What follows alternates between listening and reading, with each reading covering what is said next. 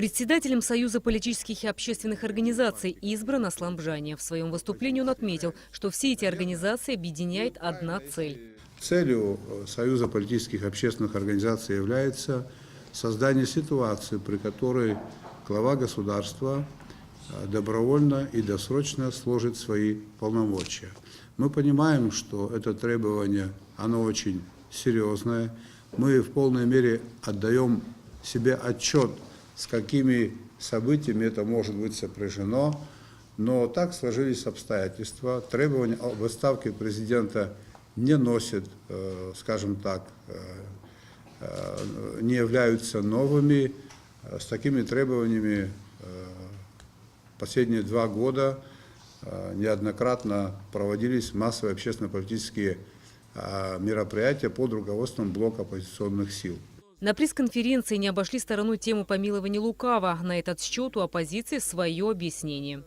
Я вам заявляю, как представитель фамилии Квитиния, когда случилась та трагедия, которую вы обо всем все знаете, представители фамилии Квитиния, 3 человека, были уполномочены от лица фамилии прийти к властям, к руководителям наших силовых ведомств и сказать, что даже на Хромова никого, на господина Жиба мы отказываемся, чтобы государство произвело обмен.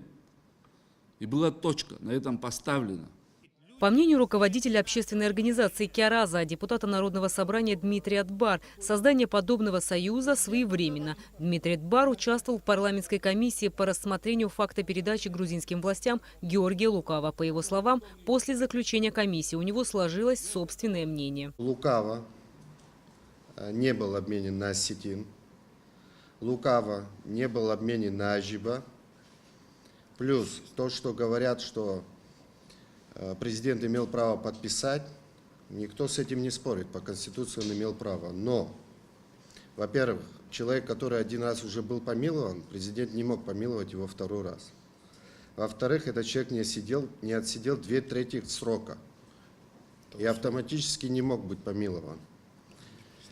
Плюс президент публично говорил, что решение парламента будет исполнять. Но через день после решения парламента, которое принято было единогласно, он нарушил уже 5-й пункт. Он не отстранил главу администрации президента.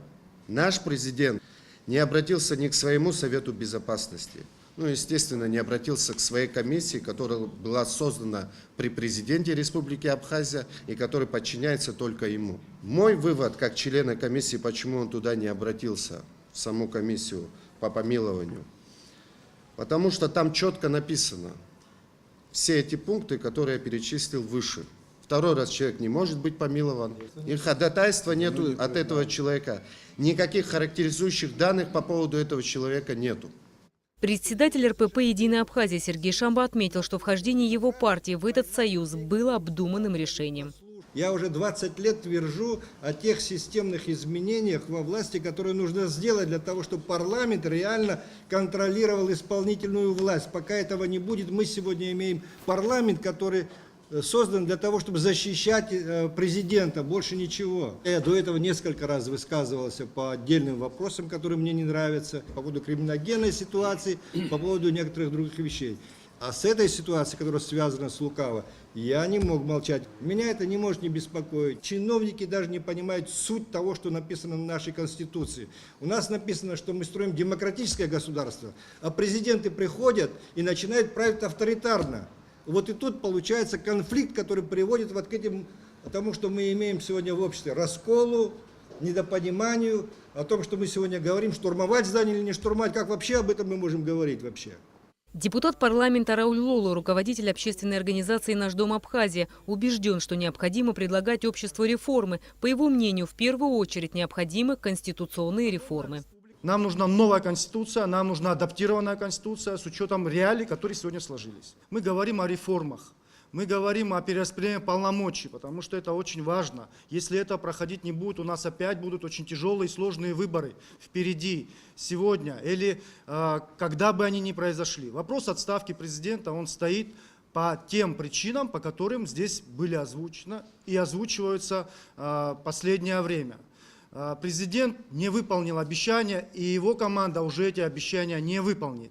Руководитель Республиканской общественной организации «Союз ветеранов и молодежи Апсны» Лаша Зугба, так же, как и другие представители партий и организаций, высказался за добровольную отставку главы государства. Я был на митинге, на вот этом присутствовал, и могу сказать, вот здесь и друзья, и коллеги, которые являются депутатами, члены комиссии, они работали внутри, а я простой горожанин, пенсионер, ветеран войны, которому не безинтересно было, как так, такой головорез, такой без по уши, можно сказать, крови человек был помилован главой государства. Мне было интересно, и что самое интересное, и до сих пор интересно, потому что я не услышал вразумительных ответов ни от самого президента, ни от его представителей. Конечно, это меня возмущает до глубины души, и что явилось, в общем-то, переломным моментом, когда мы вошли вот в это вот объединение.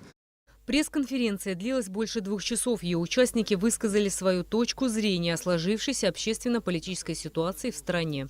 Рената Шакай, Тимур Гугохи, Абхазское телевидение.